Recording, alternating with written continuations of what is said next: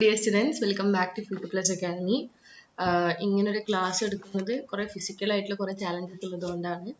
അപ്പം സ്റ്റുഡിയോയിൽ പോയി ക്ലാസ് എടുക്കാൻ പറ്റാത്തതിൻ്റെ സാഹചര്യത്തിലാണ് ഇങ്ങനൊരു ക്ലാസ് കേട്ടോ. നിങ്ങൾക്ക് എല്ലാവർക്കും ഇത് പറയുന്ന കാര്യങ്ങൾ ഹെൽപ്ഫുൾ ആവുന്നുണ്ടാവും എന്ന് വിശ്വസിക്കുന്നു. പിന്നെ ഈ ക്ലാസ് കഴിഞ്ഞാൽ ഞാൻ നിങ്ങൾക്ക് വോയിസ് നോട്ട് ഇട്ടുതരാം. കുറച്ചും കൂടി നിങ്ങൾക്ക് ലിറ്റററി തിയറി നമ്മൾ കേട്ട് പഠിച്ചത് നിങ്ങൾക്ക് ഹെൽപ്ഫുൾ ആയിട്ടുണ്ടാവും വിചാരിക്കുന്നു. അതുപോലെ നമുക്കിത് പോവാം. ബേസിക്കലി 4 ബ്ലോക്കുകളുള്ള ഒരു വർക്കാണ് നിങ്ങളുടെ ഈ ഒരു യൂറോപ്യൻ ലാംഗ്വേജ് ആൻഡ് ലിറ്ററേച്ചർ എന്ന് പറഞ്ഞിട്ടുള്ള ഈ ഒരു പേപ്പർ. അപ്പോൾ ഇതിൽ ഫസ്റ്റ് ബ്ലോക്ക് ലിറ്റററി മൂവ്മെന്റ്സിനെ കുറിച്ച് പറയുന്നു, രണ്ടാമത്തെ ബ്ലോക്കിൽ പോയിട്രി, മൂന്നാമത്തെ ബ്ലോക്കിൽ ഡ്രാമ, നാലാമത്തെ ബ്ലോക്കിൽ ഫിക്ഷൻ.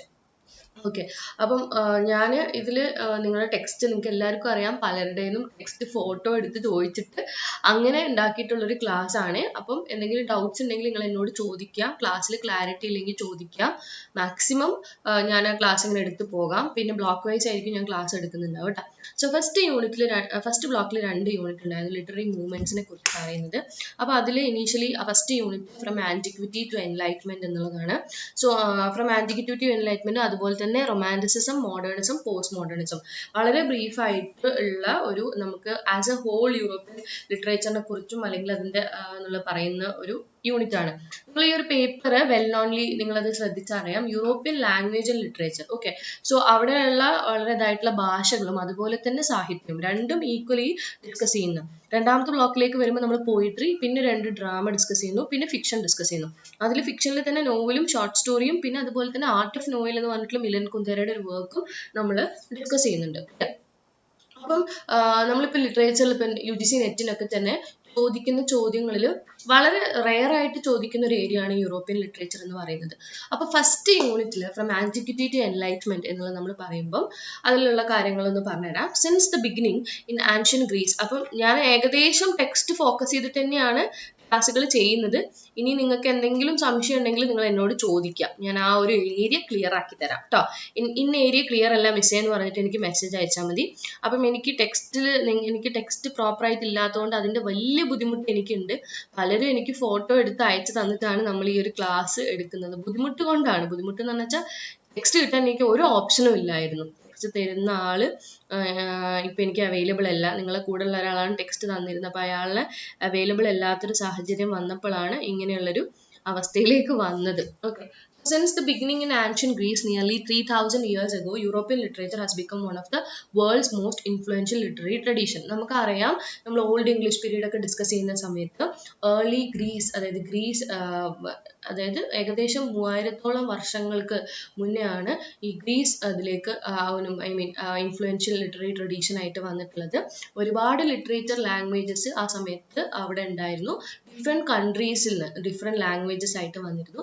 അപ്പോൾ ഇവർ ഈ പുതിയ ഭാഷയിലുള്ള ലിറ്ററേച്ചർ വരുമ്പം ഒബ്വിയസ്ലി അവരുടെ കൾച്ചറും കൂടിയാണ് അവിടെ ഡിസ്കസ് ചെയ്യുന്നത് എന്നുള്ളത്. അപ്പോൾ നിങ്ങളുടെ ടെക്സ്റ്റിൽ പറയുന്നുണ്ട് ഒരുപാട് ഭാഷകൾ, അതായത് ascent of Germanic, English, German, Dutch, romance language എന്ന് പറയുമ്പോൾ French, Portuguese, Spanish, Italian and Romanian. അപ്പോൾ 2 രീതിയിൽ ജർമാനിക് ലാംഗ്വേജ് എന്ന് പറയുന്നത് ഇംഗ്ലീഷും ജർമ്മനും ഡച്ചും ആണെങ്കിൽ റൊമാനിയൻ ലാംഗ്വേജ് എന്ന് പറയുന്നത് ഫ്രഞ്ചും പോർച്ചുഗീസും സ്പാനിഷും ഇറ്റാലിയനും റൊമാനിയനുമാണ്. Okay, so this directly emanates from this trend representing a decisive stride in the evolution of modern European literature. ഏകദേശം ഇതെല്ലാം കൂടി ഉൾക്കൊള്ളുന്ന ഒരു ഇതാണ് യൂറോപ്യൻ ലിറ്ററേച്ചർ എന്ന് പറയുന്നത്. Okay, as a vernacular language progresses concurrently they undergo a horizontal evolution with select vernacular exerting influence. Vernacular ലാംഗ്വേജുകൾക്കും അവിടെ ഒരുപാട് ഇതുണ്ടായിരുന്നു എന്ന് പറയുന്നു. അതുപോലെ തന്നെ ഏകദേശം 12th to 18th സെഞ്ചുറി സമയത്താണ് ഈ ഒരു വെർനാക്കുലർ ലാംഗ്വേജിന്റെ എക്സ്പാൻഷൻ അല്ലെങ്കിൽ അവരുടെ ആ ഒരു ഹൈറ്റിലേക്ക് വന്നിട്ടുള്ളത്. And renaissance with the high Middle ages. During this period literary genres including epics inherited from antiquity and distinctive medieval characteristics, genres such as provencal lyric, love poems, അങ്ങനെ ഒരുപാട് കാര്യങ്ങൾ വന്നു. അപ്പോൾ ഏകദേശം ഒരു 14ാം നൂറ്റാണ്ടിൽ നിന്ന് തുടങ്ങുന്നു ഈ ഒരു ലിറ്റററി ജേർണി എന്ന് പറയുന്നത്.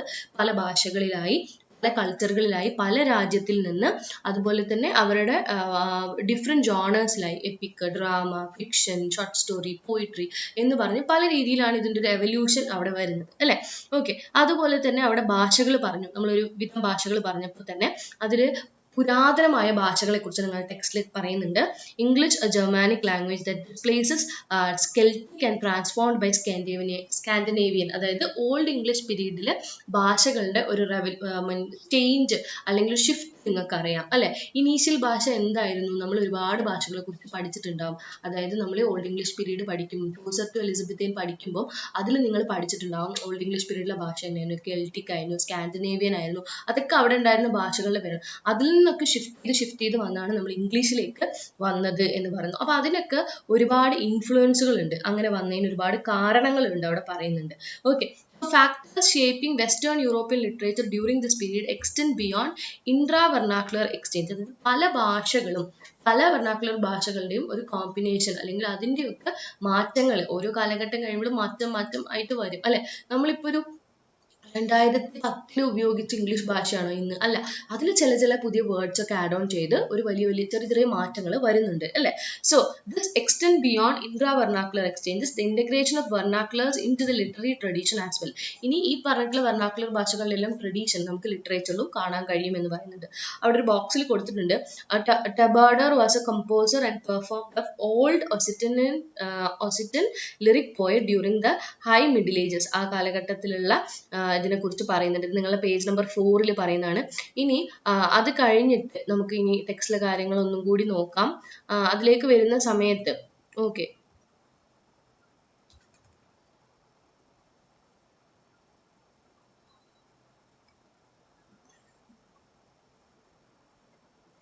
ടെക്സ്റ്റ് തരുമ്പം അവരിങ്ങനെ അങ്ങോട്ടും ഇങ്ങോട്ടൊക്കെ ആയിട്ടില്ല തരിക, അതിന്റെ ബുദ്ധിമുട്ടാണ്.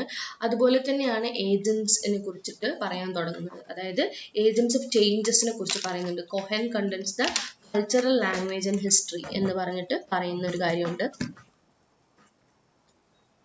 ഓക്കെ, സോ അവിടെ പറയുന്ന ഒരു കാര്യം എന്ന് വെച്ച് കഴിഞ്ഞാൽ contribute fostering A sense of shared culture transcend traditional and division എന്ന് പറയുന്നത്. പിന്നെ പീരീഡ്സ് ഓഫ് യൂറോപ്യൻ ലിറ്ററേച്ചർ, ഓരോ പീരീഡ്സിനെ കുറിച്ച് അവിടെ ഡിസ്കസ് ചെയ്ത് തുടങ്ങുന്നുണ്ട്. സോ പീരീഡ്സ് ഓഫ് യൂറോപ്യൻ ലിറ്ററേച്ചറിൽ അവിടെ പറയുന്ന സമയത്ത് ആന്റിക്വിറ്റി ആണ് ഫസ്റ്റ് പറയുന്നത്. Antiquity in European literature history refers to the period prior to the middle ages കാലഘട്ടത്തിലാണ്. ഏകദേശം BC 8 BC to 5th century BC-യിലേക്ക് അത് വരുന്നുണ്ട്. Literature from than this reflects these എന്ന് പറയുന്നുണ്ട്. ഓക്കെ, പിന്നെ ഇതിൽ നമ്മൾ സ്റ്റേജ് ഓഫ് ഡെവലപ്മെന്റിലാണ് ആ കാര്യങ്ങൾ പഠിക്കുന്നത്. അത് കഴിഞ്ഞിട്ട് നമ്മൾ കുറേ ഫൗണ്ടേഷണൽ ടെക്സ്റ്റുകളുടെ കാര്യം, തീംസിന്റെ കാര്യം ഒക്കെ പറയുന്നുണ്ട്. ഇനീഷ്യലി ഗ്രീക്സ്, ഏതൻസ്, അവിടെ ഉണ്ടായിരുന്ന രാജ്യങ്ങൾ, അവിടെ ഉണ്ടായിരുന്ന ലിറ്റററി ട്രഡീഷനെ കുറിച്ചൊക്കെയാണ് ആ ഒരു പേജ് നമ്പർ 5, 6, 7 ഇനീഷ്യലി പറയുന്നത്. അപ്പോൾ അവിടെ നമ്മൾ ഒബ്വിയസ്ലി പറയുമ്പോൾ ഇലിയഡ് വലിയ പുരാതനമായിട്ടുള്ള ക്ലാസിക് വർക്ക്സിനെ നമുക്ക് ഫൈൻഡ് ചെയ്യാതെ പോകാനേ പറ്റില്ല. So Iliad and Odyssey by Homer originating in archaic Greek period and classical Greek period begun with Greek victories എന്നൊക്കെ പറയും. പിന്നെ അവിടെ ഉണ്ടാകുന്ന ഒരു സബ്സിക്വന്റ് ചേഞ്ച് അത് വളരെ ഇമ്പോർട്ടൻ്റ് ആണ് എന്ന് പറയാതെ വയ്യ. ഓക്കെ, പിന്നെ വരുന്നതാണ് അതിലുള്ള മറ്റ് യൂണിറ്റ്സ്. അപ്പോൾ ഞാനിവിടെ ടെക്സ്റ്റിൽ ഏകദേശം നിങ്ങൾക്കൊരു നോട്ടിൽ ഏകദേശം ഒരു ഹിസ്റ്ററി ഓഫ് യൂറോപ്യൻ ലിറ്ററേച്ചർ എന്ന് പറഞ്ഞിട്ട് കൊടുത്തിട്ടുണ്ട്. സോ നമുക്ക് എല്ലാവർക്കും അറിയാം ഫ്രം ദ ക്ലാസ്സസ് നമ്മൾ പഠിക്കുന്നതാണ് ഹിസ്റ്ററി ഓഫ് യൂറോപ്യൻ ലിറ്ററേച്ചർ എന്നാണ്. പല പീരീഡ്സിന്റെ ബേസിസിലും തീമാറ്റിക് ആൻഡ് കൾച്ചറൽ ഷിഫ്റ്റിന്റെ പേരിലും ഡിവൈഡ് ചെയ്തിട്ടുണ്ട്. അതിലൊന്നാണ് ക്ലാസിക്കൽ പീരീഡ് എന്ന് പറയുന്നത്. Classical period, middle ages. അപ്പോൾ നമ്മൾ സെക്കൻഡ് യൂണിറ്റിലേക്ക് പറയണം. Renaissance, enlightenment, romanticism, modernism, post modernism, ഇതിന്റെ എല്ലാത്തിന്റെയും ഒരു കാലഘട്ടം പറയുന്നുണ്ട്. ഈ ഓൾഡ് ഇംഗ്ലീഷും അതുപോലെ തന്നെ മിഡിൽ ഏജസ് എന്നാണ് ശരിക്കും പറഞ്ഞു കഴിഞ്ഞാൽ സ്റ്റാർട്ട് ചെയ്യുന്നത് അല്ലെ. 14th to 18th century ആണ് നമുക്ക് ടെക്സ്റ്റിൽ പറഞ്ഞിട്ടുള്ള ഒരു ടൈം പീരീഡ് കൂടുതലായിട്ടും. Each period is marked with distinct literary styles, themes and genres reflect the historical and cultural context of times അല്ലെ. ആ ഒരു കാലഘട്ടത്തെ കുറിച്ച് പറയുന്നത്. European literature begin in ancient Greece nearly 3000 years ago and followed by the twists and turns of European history. എല്ലാ പീരീഡും ഒരു literary ഒരു marked ആയിട്ടുള്ള ഒരു ലിറ്റററി സ്റ്റൈൽസിനെ സൂചിപ്പിക്കുന്നുണ്ട്. ഫോർ എക്സാമ്പിൾ റിനൈസൻസ് കാലഘട്ടത്തിൽ റീബർത്തിന്റെ കാലഘട്ടമായിരുന്നു. അവിടെ ഉണ്ടായിട്ടുള്ള കുറച്ച് റൈറ്റേഴ്സും അവിടെ ഉണ്ടായിട്ടുള്ള ചെറിയ ഉള്ളിലുള്ള കുറച്ച് പീരീഡ്സും. ഇനി എൻലൈറ്റ്മെന്റ് പീരീഡിലേക്ക് വന്നാലോ അവിടെ ഉണ്ടായിട്ടുള്ള മാറ്റങ്ങൾ. റൊമാൻറ്റിസിസത്തിലേക്ക് വരുമ്പോഴോ ആ ഓരോ സെർട്ടൈൻ കാലയളവിലും അവിടെ വന്നിട്ടുള്ള മാറ്റങ്ങൾ, അവിടെ ഉണ്ടായിരുന്ന ജോണേഴ്സിൽ വന്ന മാറ്റങ്ങൾ, അവരുടെ എഴുത്തിൽ വന്ന മാറ്റങ്ങൾ, ആ ഒരു സോഷ്യോ പൊളിറ്റിക്കൽ ബാക്ക്ഗ്രൗണ്ടും ആ ഒരു കാലഘട്ടവും അവിടുത്തെ കവിതകളും കഥകളും തമ്മിലുള്ള ഒരു അഗാധമായ ബന്ധത്തെക്കുറിച്ചും ഓരോ ഇതിലും നമ്മളോട് പറയും. പിന്നെ അവരുടെ എഴുത്തുകാരന്മാർ, അവരുടെ ജീവിതത്തിന്റെ എത്രത്തോളം ഭാഗമായിരുന്നു മറ്റ് ലിറ്ററേച്ചർ വർക്ക്സ്. ഇങ്ങനെ കണ്ടിന്യൂസ് ആയിട്ട് ഓരോ വർഷം അല്ലെങ്കിൽ ഓരോ ഇയർ പറയുമ്പോഴും അതിനെക്കുറിച്ച് പറയുന്നുണ്ട്. ലിറ്ററേച്ചർ ആൻഡ് റിനൈസൻസ് പറയുന്ന സമയത്ത് ഇറ്റലിയിലാണ് റിനൈസൻസ് എന്ന് പൊട്ടിപ്പുറപ്പെട്ടത് ഇറ്റലിയിലാണ്. റിനൈസൻസ് എന്ന് പറഞ്ഞിട്ടുള്ള വാക്കിന്റെ അർത്ഥം റീബർത്ത് എന്ന് പറയുന്നതാണ്. ആ അത്രയും കാലത്തില് ഒരു ഇരുണ്ട കാലഘട്ടമായിരുന്നു. അപ്പം അവിടുന്ന് അങ്ങോട്ട് ഈ റിനൈസൻസ് പൊട്ടിപ്പുറപ്പെട്ടപ്പം ഏകദേശം എല്ലാ മേഖലകളിലും, ആർട്ടാവട്ടെ, ലിറ്ററേച്ചർ ആവട്ടെ, പെയിന്റിംഗ് ആവട്ടെ, എവറി മേഖലയിൽ എന്തായി വലിയ വലിയ മാറ്റങ്ങൾ വന്നു. അതിന്റെ അടിസ്ഥാനത്തിലാണ് പുതിയ പുതിയ എഴുത്തുകാർ വരുന്നതും പെയിന്റേഴ്സ് വരുന്നതും അതുപോലെ തന്നെ ഈ പറഞ്ഞിട്ടുള്ള ആ ഒരു എന്താ പറയാ, കോപ്പർനിക്കസ് പോലുള്ള, സയൻസിലാണെങ്കിൽ കോപ്പർനിക്കസ് പോലുള്ള അവരുടെ കണ്ടുപിടുത്തങ്ങളും ഇതെല്ലാം ഒരു വലിയ മാറ്റമാണ്. റിനൈസൻസ് പീരീഡ് എന്ന് പറയുന്നത് ആ ഒരു വാക്കിന്റെ അർത്ഥം റീബർത്ത് അല്ലെങ്കിൽ പുനർജനനം എന്ന് പറയുന്നത് എല്ലാ രീതിയിലും അവിടെ ഉണ്ടായിരുന്ന മാറ്റങ്ങളാണ്. ടെക്സ്റ്റിൽ വ്യക്തമായിട്ട് പറയുന്നുണ്ട്.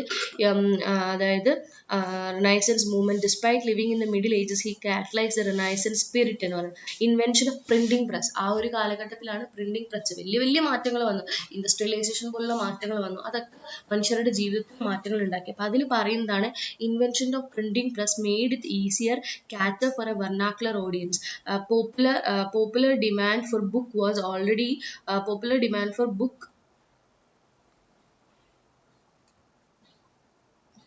wait a minute.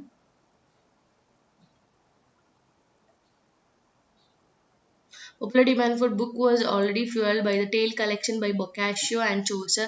From these and romances modern novel emerged. അപ്പം കൂടുതലായിട്ടും പ്രിന്റിംഗ് പ്രസിന്റെ വന്നപ്പോൾ എന്താണ്, ആൾക്കാരിലേക്ക് കൂടുതലായിട്ടും വായന എത്താൻ തുടങ്ങി, ആൾക്കാർ വായിക്കാൻ തുടങ്ങി അല്ലെ, അതിനുള്ള സാഹചര്യം ഉണ്ടായി. കാരണം പ്രിന്റിംഗ് പ്രസ് വരുമ്പോൾ ഗുഡ് എമൗണ്ട് ഓഫ് പ്രിന്റ്സ് നമുക്ക് അവൈലബിൾ ആയി തുടങ്ങി.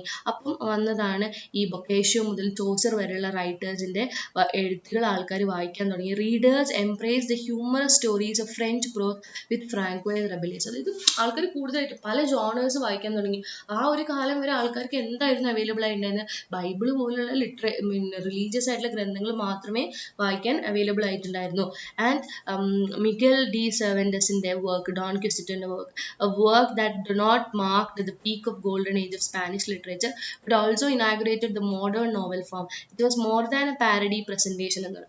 Golden age of English literature നമുക്ക് നന്നായിട്ട് അറിയാം, zenith and theatre of poetry. ഏത് കാല പീരീഡിനെയാണ് നമ്മൾ golden age of English literature എന്ന് പറഞ്ഞാൽ it's none other than Elizabeth period. Elizabethan period ഷേക്സ്പിയറെ പോലുള്ള റൈറ്റേഴ്സും മാവ്ലോനെ പോലുള്ള റൈറ്റേഴ്സും ജോൺസനെ പോലുള്ള റൈറ്റേഴ്സും കോമഡിയും ഹ്യൂമറും ട്രാജിക് വർക്ക്സും കൊണ്ട് സമ്പന്നമായ ആ ഒരു കാലഘട്ടത്തിനെയാണ് നമ്മൾ എന്ത് പറയുന്നത്, ഈ പറഞ്ഞിട്ടുള്ള കോൾഡ് എലിസബത്തിയൻ പീരീഡ് എന്ന് പറയുന്നത്. ഓക്കെ, അപ്പൊ ഈ ഇതിലെ ടെക്സ്റ്റിലെ നോട്ട് നിങ്ങൾ നന്നായിട്ട് വായിക്കണം. അതിൽ ഏകദേശം എല്ലാ കാര്യങ്ങളെക്കുറിച്ചും ആ ഒരു ഫസ്റ്റ് ബ്ലോക്ക് ഞാൻ ഡീറ്റെയിൽ ആയിട്ട് കൊടുത്തിട്ടുണ്ട്. Earlier surviving European works from this period R classical green epics, poems that Iliad and Odyssey by Homer. ആ ഒരു വർക്ക് അവിടുന്ന് തുടങ്ങി. By the time of Roman conquered the Greece in the 2nd century BC, the major categories of literature we know today, including drama, poetry, prose, fiction, history, philosophy and biography, were already well established എന്ന് പറയുന്നു. ആ ഒരു കാലഘട്ടം പറഞ്ഞു. Greek style വന്നു, Roman style വന്നു. Greek ലിറ്ററേച്ചറിന് ഒരുപാട് പോയിട്രിയും comic തിയേറ്റേഴ്സും അവർ ഒരുപാട് കൊണ്ടുവന്നു. മിഡിൽ ഏജസിലേക്ക് വരുമ്പോഴേക്ക് തന്നെ കുറേ മാറ്റങ്ങൾ വന്നു. അവർ വളരെ റിലീജിയസ് ആയിരുന്നു. നേച്ചറിനെ ആയിട്ട് കുറച്ച് കൂടുതൽ കോൺസെപ്റ്റ്സ് അവരവരുടെ കവിതകളിലും കഥകളിലും ഒക്കെ എഴുതാൻ തുടങ്ങി. ബേവുൾഫിനെ പോലുള്ള റൈറ്റേഴ്സ്, ചോസറിനെ പോലുള്ള റൈറ്റേഴ്സ്, ബൊക്കാഷ്യോ പോലുള്ള റൈറ്റേഴ്സ് അവിടെ വന്നു. പിന്നെയാണ് നമ്മൾ ഈ പറഞ്ഞിട്ടുള്ള റിനൈസൻസ് കാലഘട്ടത്തെ കുറിച്ച് പറഞ്ഞത്. ആർട്ടിസ്റ്റിക്കും കൾച്ചറൽ ആക്ടിവിറ്റിയുമായിട്ട് ഒരുപാട് മാറ്റങ്ങൾ ഫ്രം ദ 14th century അവിടെ വന്നു. എവിടെയാണ് റിനൈസൻസ് പൊട്ടിപ്പുറപ്പെട്ടത്? ഇറ്റലിയിലാണ് പൊട്ടിപ്പുറപ്പെട്ടത്. ആൻഡ് ഇപ്പൊ നമ്മൾ ഈ പറഞ്ഞ പോലെ തന്നെ മിഗേൽ ഡി സെർവൻറ്റസും അതുപോലെ തന്നെ ഡൺ ക്വിസിറ്റോ എന്ന വർക്കിനെ കുറിച്ചും പറയുന്നുണ്ട്. പിന്നെ അവിടെ വന്നിട്ടുള്ള വലിയൊരു മാറ്റമാണ് ഗുട്ടൻബർഗിന്റെ ഇൻവെൻഷൻ ഓഫ് ദ പ്രസ് എന്ന് പറയുന്നത്. അത് it also made A significant revolution in this ഈ ഒരു മേഖലയിൽ അല്ലെ. അപ്പൊ അത് വലിയ രീതിയിൽ ഇതാക്കി. പിന്നെയാണ് നമ്മൾ പറഞ്ഞിട്ടുള്ളത് ഈ Elizabethan period is considered as what golden age of English literature. നിങ്ങൾ ടെക്സ്റ്റിൽ പറയുന്നുണ്ട് പേജ് നമ്പർ 15. അപ്പം ഷേക്സ്പിയറിന്റെ കാലഘട്ടം, അതുപോലെ തന്നെ മറ്റൊരുപാട് റൈറ്റേഴ്സ്, അത് സമ്പന്നമായിരുന്നു, എല്ലാം കൊണ്ടും സമ്പന്നമായിരുന്നു. എന്തുകൊണ്ടൊക്കെ, അതായത് ട്രാജഡി ആവട്ടെ, കോമഡി ആവട്ടെ, ഹ്യൂമേഴ്സ് ആവട്ടെ, എല്ലാം കൊണ്ടും സമ്പന്നമായിരുന്നു. പിന്നെയാണ് ആണ് page number 15 last the enlightenment and romanticism അതിൽ പറയുന്നത്. During the enlightenment the volume of printed material significantly increased across Europe. Society placed greater importance on one reason, individuality and education. According to science and philosophy, height and great thinkers ആ ഒരു കാലഘട്ടത്തിൽ ഉണ്ടായിരുന്നു. ഏത് കാലഘട്ടത്തിൽ? Enlightenment പീരീഡിൽ. നിങ്ങൾ ടെക്സ്റ്റിലും എഴുതിയിട്ടുണ്ട്, ഇവിടെയും ഞാൻ പറഞ്ഞിട്ടുണ്ട്. സയൻസും ഫിലോസഫിയും അതുപോലെ തന്നെ ഗ്രേറ്റ് തിങ്കേഴ്സും ഏറ്റവും കൂടുതൽ ഇവോൾവ് ചെയ്ത് അല്ലെങ്കിൽ എമേർജ് ചെയ്തൊരു കാലഘട്ടമാണ് എൻലൈറ്റ്മെന്റ് പീരീഡ് എന്ന് പറയുന്നത്. ഹോബ്സ്, ലോക്ക്, റൂസോനെ പോലുള്ള വലിയ പ്രഗത്ഭരായിട്ട് റൈറ്റേഴ്സ്. ടെക്സ്റ്റിൽ ഏതൊക്കെയാണ് പറയുന്നത്? David Hume, Jean Jacques, Rousseau, Voltaire, Montesquieu, Denis Diderot, Immanuel Kant, Mary Wollstonecraft ഒക്കെ ഏകദേശം അവരെയൊക്കെ നമുക്ക് എൻലൈറ്റ്മെന്റിൽ പറയാമോ എന്ന് ചോദിച്ചാൽ പറയാം, എന്നാ പറയാൻ പാടില്ലേ എന്ന് ചോദിച്ചാൽ പറയാൻ പാടില്ല. അങ്ങനെ ഒരു അവസ്ഥയിലാണ്. Because she also belongs to what ഈ പറഞ്ഞിട്ടുള്ള romantic period. Okay, so characterized by a scientific and rational temperament, the Enlightenment sought to challenge traditional authority, asserting the progress could be achieved through reason and rationality. It posited through the universe could be systematically explained and catalogued എന്ന് പറയുന്നുണ്ട്. Okay, കാറ്റലോഗ്ഡ് എന്ന് പറയുന്നത്. അപ്പം അടുത്തത് പറയുന്നത് ഏകദേശം ഒരു 18ാം നൂറ്റാണ്ടിന്റെ അവസാനത്തോടു കൂടിയാണ് എൻലൈറ്റ്മെന്റ് കഴിയുമ്പോൾ 18ാം നൂറ്റാണ്ടിന്റെ അവസാനത്തോടു കൂടിയാണ് എന്ത് വരുന്നത്? റൊമാൻറ്റിക് പീരീഡ് അല്ലെങ്കിൽ റൊമാൻറ്റിസിസം എന്ന് നമ്മൾ പറയുന്നത്. give more importance to individual expression അല്ലെ? അത്രയും കാലം നമ്മൾ റിലീജിയനും സോഷ്യോ പൊളിറ്റിക്കൽ ബാക്ക്ഗ്രൗണ്ടും സമൂഹത്തിന്റെ കാര്യങ്ങൾക്കും ഒക്കെ പ്രസക്തി കൊടുത്തപ്പം പെട്ടെന്ന് റൊമാൻറ്റിസിസത്തിലേക്ക് വരുമ്പം കുറെ റൈറ്റേഴ്സ് ഇങ്ങോട്ട് വന്നപ്പോൾ വേർഡ്സ്വർത്തിനെയും ഷെല്ലിയും കോൾറിഡ്ജും കീറ്റ്സിനെ പോലുള്ള റൈറ്റേഴ്സ് ഒക്കെ വന്നപ്പം അവരെന്ത് ചെയ്തു? ഇമ്പോർട്ടൻസ് കൊടുത്തു. ഗിവ് മോർ ഇമ്പോർട്ടൻസ് ടു നേച്ചറിനെ കുറിച്ച് അവർ പഠിക്കാൻ തുടങ്ങി. വളരെ സിമ്പിൾ ആയിട്ടുള്ള കാര്യങ്ങളെ കുറിച്ച് അവർ കഥയും കവിതയും എഴുതാൻ തുടങ്ങി. അത്ര കാലം വരെ ഒരു ഡോമിനന്റ് ആയിട്ടുള്ള സൊസൈറ്റിനെ കുറിച്ച് മാത്രം അല്ലെങ്കിൽ ഒരു വളരെ ഇതായിട്ടുള്ള ലക്ഷൂറിയസ് ജീവിതം ജീവിക്കുന്ന കിങ്സിനെയും ക്യൂൻസിനെയും ഡിക്റ്റേറ്റേഴ്സിന്റെ ജീവിതം മാത്രം പറഞ്ഞിട്ടുള്ള പ്രോസും പോയിട്രിയും ഡ്രാമയും ഒക്കെ പെട്ടെന്ന് റൊമാൻറ്റിസത്തിലേക്ക് വരും. അല്ലെങ്കിൽ ഒരു എൻലൈറ്റ്മെന്റ് പീരീഡോട് കൂടി തന്നെ അതിനൊക്കെ ചെറിയ മാറ്റങ്ങളുണ്ട്. റൊമാൻറ്റിസിസം വന്നപ്പോൾ give more importance to, give emphasis to എന്തിന്? Individual expression in arts and politics എന്ന് പറയും. അപ്പൊ എല്ലാ രീതിയിലും അവര് ഒരു മനുഷ്യന്റെ വ്യക്തിത്വം അല്ലെങ്കിൽ ഇൻഡിവിജ്വാലിറ്റിക്ക് കൂടുതൽ പ്രോമിനൻസ് കൊടുത്തു. Romanticism had become Europe's dominant literary and artistic movement by the beginning of 19th century. 19ാം നൂറ്റാണ്ടിലെ ഇംഗ്ലീഷ് ലിറ്ററേച്ചർ അല്ലെങ്കിൽ ഈ ഒരു ഇതില് ഏറ്റവും ഡിമാൻഡിങ് ആയിട്ടുള്ള അല്ലെങ്കിൽ ഡോമിനന്റ് ആയിട്ടുള്ള ലിറ്റററി മൂവ്മെന്റ് ആയി മാറി എന്ന് പറയുന്നു. ടെക്സ്റ്റിൽ അതിനെ കുറിച്ച് കൂടുതൽ പറയുന്നുണ്ട്. എന്തൊക്കെയാണ്? ദിസ് എറ പ്ലേസ് സിഗ്നിഫിക്കന്റ് ഇമ്പോർട്ടൻസ്. എൻലൈറ്റ്മെന്റ് പീരീഡിനെ കുറിച്ച് അവിടെ പിന്നെയും പറയുന്നുണ്ട് കേട്ടോ. സാമുവൽ ജോൺസന്റെയും അതുപോലെ തന്നെ ഡ്രൈഡന്റെയും കാലഘട്ടത്തിനെ കുറിച്ച് പറയുന്നു. അലക്സാണ്ടർ പോപ്പും ഡ്രൈഡനും belong to this enlightenment period and as a renaissance narrative look അതിനെ കുറിച്ച് പറയുന്നു. enlightenment era also recognized the age of satire അല്ലെ? അത് വളരെ ഇമ്പോർട്ടന്റ് ആണ്. ഇതിന് മുന്നേ കേട്ടോ, റൊമാൻറ്റിസിസത്തിന് മുന്നേ അതിൽ ഏത് റൈറ്ററാണ്? നമ്മൾ ഈ പറഞ്ഞ പോലെ തന്നെ പോപ്പ് ഉണ്ട്, ഡ്രൈഡൻ ഉണ്ട്, അതുപോലെ തന്നെയുള്ള മറ്റൊരു വ്യക്തിയാണ് ജോനതൻ സ്വിഫ്റ്റ്. അദ്ദേഹത്തിന്റെ ഗളിവേഴ്സ് ട്രാവൽസ് പോലുള്ള വർക്ക്സിന് കൂടുതൽ പ്രാധാന്യം കൊടുക്കുന്നു എന്ന് പറയുന്നു. പിന്നെ അത് കഴിഞ്ഞ് നമ്മൾ 17ാമത്തെ യൂണിറ്റിലേക്ക് വരുന്ന സമയത്ത് അവിടെ എന്താണ്? The period also marked the inception of literary criticism and the emergence of literary critics like Samuel Johnson, Voltaire, who reacted and commented on literary works from the earlier. So in conclusion, evolution of literature spanning from antiquity and through Middle Ages and the Renaissance and the Enlightenment is inseparable from the broader socio-political എന്ന് പറയുന്നത്. അപ്പോൾ അവർ ഏകദേശം ഒരു റിനൈസൻസിനെ പറഞ്ഞിട്ടാണ് അവർ ഏകദേശം നിർത്തുന്നത്. And 18ാമത്തെ ഇതിലേക്ക് വരുന്ന സമയത്ത് കുറെ ക്വസ്റ്റ്യൻസ് ഒക്കെ അവിടെ നിങ്ങൾക്ക് കാണാൻ പറ്റും. ഓക്കെ, ഇനി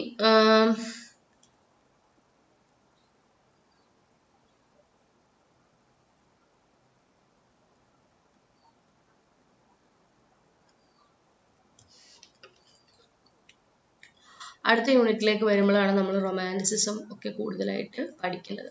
ഇനി റൊമാൻറ്റിസിസത്തിലേക്ക് വരുമ്പം romanticism, modernism and post modernism. അതായത് സെക്കൻഡ് യൂണിറ്റിലേക്ക് വരുമ്പോൾ ഞാൻ റൊമാൻറ്റിസം ഇപ്പോൾ പറഞ്ഞാൽ നിങ്ങൾക്ക് ഓർമ്മ ഉണ്ടാവും.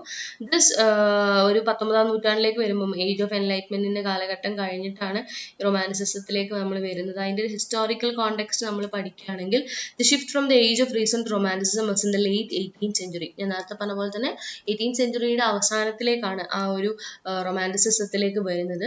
In literature the Indo European conflict into expression in fiction, Charles ഡിക്കൻസിൻ്റെ a tale of two cities, അതുപോലെ തന്നെ ഫ്രഞ്ച് റെവല്യൂഷൻ, ലിയോ ടോൾസ്റ്റോയിൻ്റെ വാർ ആൻഡ് പീസ്, അങ്ങനെയുള്ള കുറേ വർക്ക്സ്, ഇവാൻ ഹോ, അതുപോലെ തന്നെ വോൾട്ടർ സ്കോട്ടിൻ്റെ ഇവാൻ ഹോ പോലുള്ള വർക്ക്സ് എല്ലാം ഇതിൻ്റെ ഭാഗമായിട്ട് വന്നിട്ടുള്ളതാണ് എന്ന് പേജ് നമ്പർ 22 പറയുന്നുണ്ട്. ഓക്കെ, ഇനി പിന്നെ വരുന്നതാണ് despite the rise of national state, okay, transitional alliances were being formed എന്ന് പറയുന്നുണ്ട്. Throughout the 19th century Europe experienced constant geopolitical shifts leading into a fluid state of borders and a porous landscape to colonial expansion, imperial state left എന്ന് പറയുന്നു.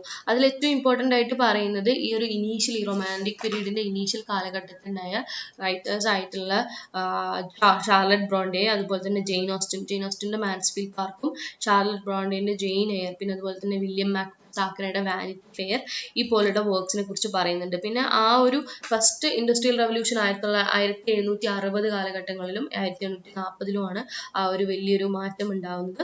അവിടുന്ന് അങ്ങോട്ട് പിന്നെ ഒരുപാട് writers, അതായത് initial കാലഘട്ടത്തിൽ, അതായത് റൊമാൻറ്റിക്സിൻ്റെ initial പീരീഡിലുണ്ടായിരുന്ന Thomas ഗ്രേനെ പോലുള്ള റൈറ്റേഴ്സ്, പിന്നെ അതുപോലെ തന്നെ വില്യം ബ്ലെയ്ക്കിനെ പോലുള്ള റൈറ്റേഴ്സ് അവരുടെ വർക്ക്സിനെ കുറിച്ചും അവിടെ പറയുന്നുണ്ട്. പിന്നെ ആ ഒരു ഡെമോക്രസി, ലിബർട്ടി, ഈക്വലിറ്റി എന്നുള്ള ഒരു ഇതിലേക്ക് വന്നു. കാരണം അവിടെ ഉണ്ടായിരുന്ന മറ്റ് movements including this very famous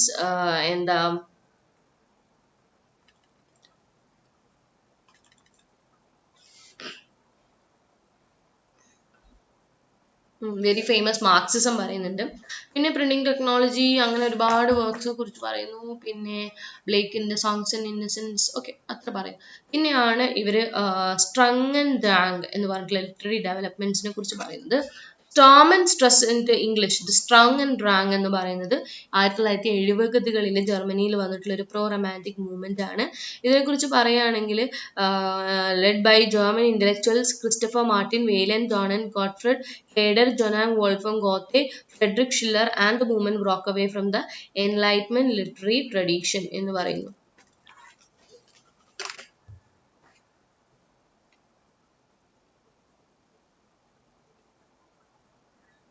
പിന്നെ വരുന്നത് നമ്മൾ അവിടെ നിന്ന് അങ്ങനെ പറഞ്ഞിട്ടാണ് അവർ റൊമാൻസിസത്തിലേക്ക് കൂടുതലായിട്ട് വരുന്നത്. റൊമാൻസിസം നമ്മൾ ഇവിടെ ആക്ച്വലി പറഞ്ഞു വെച്ചു. Emphasising individualism, romanticism delved into subjective feelings and emotions, അതാണ് നമ്മൾ പറഞ്ഞത്. പിന്നെ അവിടെ കുറേ റൈറ്റേഴ്സിന്റെ പേര് പറയുന്നുണ്ട് അല്ലേ. നമ്മളൊരു പ്രീ റൊമാൻറ്റിക്സും അതുപോലെ തന്നെ ലേറ്റർ റൊമാൻറ്റിക്സ് എന്ന് പറഞ്ഞിട്ട് 2 വിഭാഗങ്ങളിലാണ് നമ്മൾ ഇവരെ കാറ്റഗറൈസ് ചെയ്യുക. ഒന്നെന്ന് പറയുന്നത് ഈ പറഞ്ഞിട്ടുള്ള വേർഡ്സ്വർത്ത്, ഷെല്ലി, വേർഡ്സ്വർത്ത്, കോൾറിഡ്ജ്, അതുപോലെ തന്നെ സദേ. പിന്നെ ലേറ്റർ റൊമാൻറ്റിക്സ് എന്ന് നമ്മൾ പറയുന്നത് കീറ്റ്സ്, ബൈറൺ, ഷെല്ലി, ഇവർ 6 പേരെയാണ് നമ്മൾ പറയുക. So as a reaction against industrialisation, romantics turn to nature, idealising simple country life. Nature often described sublime by Edmund Brooke and Emmanuel can become the source of powerful emotions and romantic poetry എന്ന് പറയുന്നുണ്ട്. Okay, so അത് കഴിഞ്ഞിട്ട് romantics also looked in the regional past, especially from a form of a nationalism, medieval history, folklore and traditional were venerated എന്ന് പറയുന്നു. അതുപോലെ തന്നെയാണ് അവിടെ ഉണ്ടായിരുന്ന ഈ ഒരു ഡാർക്കർ എക്സ്പ്രഷനെ കുറിച്ചും പറയുന്നുണ്ട്. റൊമാൻറ്റിക് പീരീഡിൽ തന്നെ നമുക്ക് ഈ ഗോത്തിക് നോവലും ഷോർട്ട് സ്റ്റോറിയും പോയിംസും ഒക്കെ കാണാൻ കഴിയും. അപ്പം അവരെ കുറിച്ചും കൂടി പറയുന്നുണ്ട്. റൊമാൻറ്റിക് സബ് ജോണർ ആണ് ഏതെന്ന് പറയുന്നത് ഈ ഒരു ഡാർക്ക് ഫിക്ഷൻ എന്ന് പറയുന്നത്.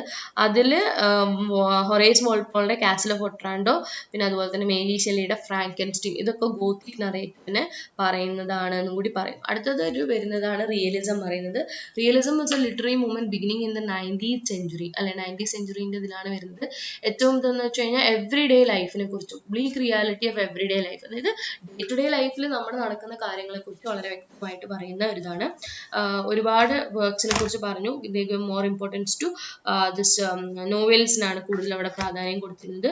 As novels gain prominence in the 18th century, the literary focus shifted from elites to the lives of ordinary people. അതാണ് ഒരു വലിയൊരു ഷിഫ്റ്റ്. കാരണം അത് നിങ്ങൾ മനസ്സിലാക്കുക തന്നെ വേണം. നമ്മൾ ഓൾഡ് ഇംഗ്ലീഷ് പീരീഡിൽ ഒരു ചോസറിന്റെ ഒരു കാൻറ്റംബറി ടെയിൽസ് അല്ലാതെ ബാക്കി മെജോറിറ്റി ഓഫ് ദ വർക്ക്സ് നമ്മൾ നോക്കുകയാണെങ്കിലും അവരെല്ലാവരും എഴുതുന്നത് കിങ്ങിനെ കുറിച്ചും ക്യൂനിനെ കുറിച്ചും അവരുടെ ജീവിതങ്ങളെ കുറിച്ചും അല്ലെ, അവരുടെ ഒരു ഇതിനെ കുറിച്ചും. അവിടെയൊക്കെ വല്ലപ്പോഴും വല്ല മിഡിൽ ക്ലാസിന്റെ സ്റ്റോറി പറഞ്ഞു, അല്ലാത്ത സന്ദർഭങ്ങളിൽ എല്ലാവരും പറയുന്ന ഇതാണ്, ഒരു ഡിക്റ്റേറ്റർഷിപ്പിന്റെ കഥയാണ് പറയുന്നത്. പക്ഷെ ഇവിടെ പറയുന്നുണ്ട് റിയലിസം എന്ന് പറയുന്നത് ശരിക്കും പറഞ്ഞാൽ ബ്ലീക്ക് റിയാലിറ്റി എന്താണോ ഡേ ടു ഡേ ലൈഫിൽ സാധാരണക്കാർക്ക് മിഡിൽ ക്ലാസ് പീപ്പിളിന് സംഭവിക്കുന്നത് അതിനെ കുറിച്ചാണ് പറയുന്നത്. ഒരുപാട് റൈറ്റേഴ്സ് ആ ഒരു എവറിഡേ ലൈഫിനെ കുറിച്ച്, മാഡം ബോവറി, അതുപോലെ തന്നെ മാഡം ബോവറി എന്ന് പറഞ്ഞ ഗസ്റ്റോ ഫ്ലോബർട്ടിന്റെ വർക്ക്, പിന്നെ അതുപോലെ തന്നെ റിയലിസത്തിലെ മറ്റ് വർക്ക്സിനെ കുറിച്ച് പറയുന്നു. പിന്നെ ഇബ്സൺ, ലിയോ ടോൾസ്റ്റോയ്, ഹെൻറിക് ഇബ്സനെ പോലുള്ള റൈറ്റേഴ്സ് ഇവരൊക്കെ ആ ഒരു ഇതിന് വളരെ ഇമ്പോർട്ടൻസ് കൊടുത്തിരുന്നു. With substantial readership from the middle class there was a preference for stories set in their social environments and reflecting their own life. ഇപ്പൊ റിയലിസം എന്ന് പറയുമ്പോൾ റിയാലിറ്റി എന്നുള്ളൊരു വാക്ക് നിങ്ങളുടെ മനസ്സിലുണ്ടാവുക, അപ്പൊ തന്നെ നമുക്ക് കുറേ മനസ്സിലാവും. Realism as a literary style aim to provide detailed often realism naturalism directed focus at the lower social strata delving into the harsh condition of their existence എന്ന് പറയും. പിന്നെ prominent figure in literary style was Emile Zola. Emile സോളന്റെ വർക്ക്സിനെ കുറിച്ച് പറയുന്നുണ്ട്, Thomas ഹാർഡിന്റെ വർക്കിനെ കുറിച്ച് പറയുന്നുണ്ട്. അപ്പം ഇതെല്ലാം പറഞ്ഞു വെച്ച് കഴിഞ്ഞാൽ വളരെ ഇതായിട്ടുള്ള portrays the harsh and possessive life within A community of call miners in northern France. അത് ആ ഒരു എമിലി സോളയുടെ വർക്കിനെ കുറിച്ച് പറയുന്നതാണ്. അപ്പം അതൊക്കെ മനുഷ്യന്മാർ അനുഭവിക്കുന്നതാണ്, മിഡിൽ ക്ലാസ് അനുഭവിക്കുന്നതാണ്. അപ്പം ഒരു ലിറ്ററേച്ചർ എന്ന് പറഞ്ഞാൽ it is not meant to give pleasure, ഒരു പ്ലഷർ റൈറ്റിംഗ് മാത്രമല്ല, മറിച്ച് ബ്ലീക്ക് റിയാലിറ്റി ഓഫ് ലൈഫ് അല്ലെങ്കിൽ bleak reality of society should also portray in this work എന്നുള്ളത് കാണിച്ചു തന്ന ഒരു ലിറ്റററി മൂവ്മെന്റ് ആണ് റിയലിസം എന്ന് പറയുന്നത്. പിന്നെ അവിടെ എസ്തെറ്റിസത്തിനെ കുറിച്ച് പറയുന്നുണ്ട്. എസ്തെറ്റിസം എന്ന് പറഞ്ഞിട്ട് ഒബ്വിയസ്ലി സൗന്ദര്യാത്മകത എന്നുള്ളതാണ് അർത്ഥമാക്കുന്നത്. അവിടെ ഒരു ആർട്ടിസ്റ്റിക് ലിറ്റററി മൂവ്മെന്റ് ആണ് late 19th century. Arts purpose only in to exist in the formal perfection എന്നുള്ളതിനെ കുറിച്ച് പറയുന്നു. ചാൾസ് ബോഡിലാർഡ് ഒരു പ്രോമിനന്റ് എസ്തെറ്റിസം ഇതായിട്ടുള്ള വ്യക്തിയാണ്. വോൾട്ടർ പാറ്റർ, ഓസ്കാർ വൈൽഡ്, ആൽഗർണോൺ, സ്പൈൻബൗൺ പോലുള്ള റൈറ്റേഴ്സ് എല്ലാം ഇതിന്റെ ഒരു ഭാഗമായിട്ട് ഉള്ളവരാണ്.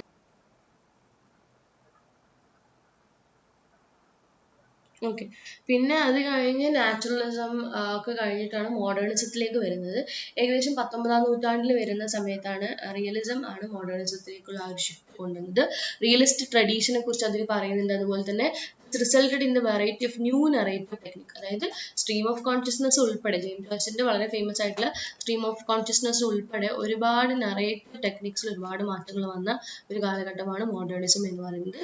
ഒരുപാട് ലിറ്റററി മൂവ്മെന്റ് 1920 സെഞ്ചുറീസിൽ. അതുപോലെ authors was inspired to break from the past literary convention and play with their works from style and structure.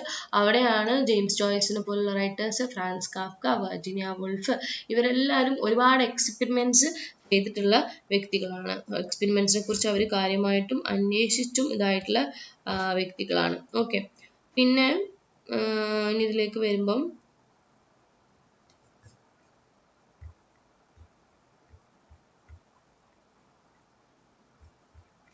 Okay, ഇതില് ഫ്രാൻസ് കാഫ്ക, വെർജീനിയ വോൾഫ്, പിന്നെ ജോസഫ് കൊണ്ടാഡിന്റെ ഹാർട്ട് ഓഫ് ഡാർക്ക്നെസ്, ടി.എസ്. എലിയറ്റിന്റെ Wasteland, James ജോയ്സിന്റെ Ulysses, Katherine Mansfield The Garden Party, Marcel പ്രോസ്റ്റിന്റെ work, Virginia വോൾഫിന്റെ Mrs Dalloway, പിന്നെ നമ്മൾ വേറൊരു വർക്കും കൂടി പറഞ്ഞു അല്ലേ.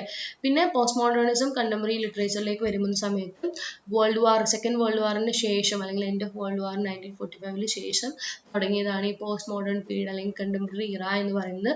നിങ്ങൾ ലിറ്ററേച്ചർ ഫ്രം 1946 മുതൽ പ്രസന്റ് എന്ന് പറഞ്ഞ് പഠിച്ചില്ലേ, that is also postmodernism and contemporary literature എന്ന് പറയുമ്പോൾ അവിടെ കുറേ കാര്യങ്ങൾ പഠിക്കാണ്ട് intertextuality, parody, metafiction, theatre of absurd എന്ന് പറഞ്ഞിട്ട് തിയേറ്റർ ഓഫ് അബ്സേർഡിലെ ആൾക്കാരാണ് ഈ പറഞ്ഞിട്ടുള്ള വ്യക്തികളെല്ലാം. Johann Wolfgang von Goethe, Gustave Flaubert, Henrik Ibsen, Franz Kafka, James Joyce, Charles Dickenson, Leo Tolstoy and Virginia Woolf എന്ന് പറയുന്നു. അപ്പോൾ ഇതിൽ ഈ ഒരു ഇന്റർടെക്സ്ച്വാലിറ്റി എന്താ അല്ലെങ്കിൽ അങ്ങനെയുള്ള ടേംസ് ഇതെന്ന് വെച്ച് കഴിഞ്ഞാൽ literary convention where an author uses various techniques including chords and allusion and more to refer to connect their text to another. Intertextuality എന്ന് പറയുമ്പോൾ നമ്മുടെ കയ്യിലുള്ള ഒരു ടെക്സ്റ്റിനെ വേറൊരു ടെക്സ്റ്റുമായിട്ടും അപ്പോൾ അതിന് വേണ്ടിയിട്ട് നമ്മൾ കൂടുതൽ റെഫർ ചെയ്യുന്നു മറ്റൊരു ടെക്സ്റ്റുമായിട്ടും, അല്ലെങ്കിൽ കോഡ്സ് എടുക്കുന്നു, അല്യൂഷൻസ് എടുക്കുന്നു. എന്തിനാണ്? മറ്റൊരു ടെക്സ്റ്റുമായിട്ടും അതിനെ കണക്ട് ചെയ്യാൻ വേണ്ടിയിട്ട്.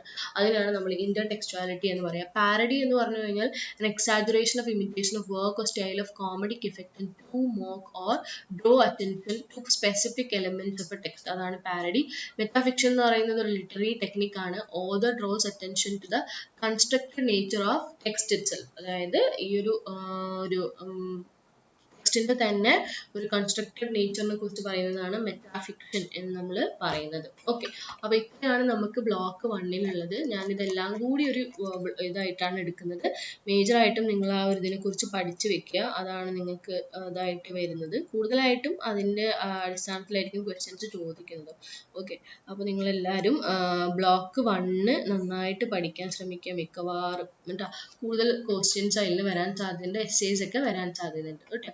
അപ്പോൾ നമുക്ക് ഈ അടുത്ത ബ്ലോക്കിലേക്ക് പോവാം. Thank you.